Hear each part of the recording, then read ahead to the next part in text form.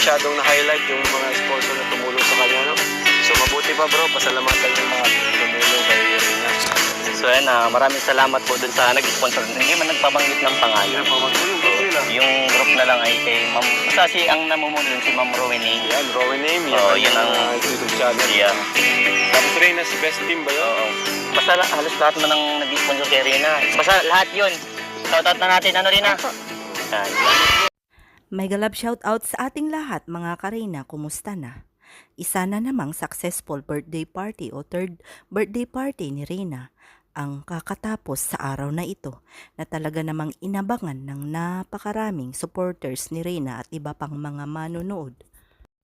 Tila bang kakaiba dahil nga live band, garden at pool party ang naganap mga Karina.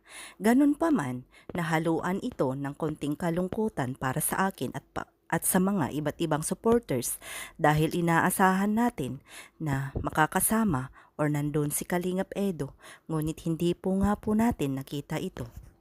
Kaya naman napakaraming nagtatanong sa ngayon kung bakit nga ba hindi dumalo si Edo sa pangatlong pagkakataon na birthday party ni Rina. Mga Karina, ano ang masasabi nyo sa usaping ito? Alam ko na napakarami sa atin ang may reaksyon at mga nalulungkot sa ngayon dahil alam naman natin na mga ganitong okasyon ay nandyan lang si Kuya Edo. Kaya naman, palaisipan na ngayon na goodbye Edrain na nga ba or I love you goodbye na nga ba mga kasisi ko. Kaya kung ano man ang inyong saloobin, sana ay makapag-move on din tayo sa tamang panahon or sa lalong madaling panahon. Isipin natin at unahin natin ang kapakanan ni Rina, lalong-lalo na ang kanyang gamutan at syempre ang pabahay na ating kinakampanya sa ngayon ang higit na mahalaga para sa akin.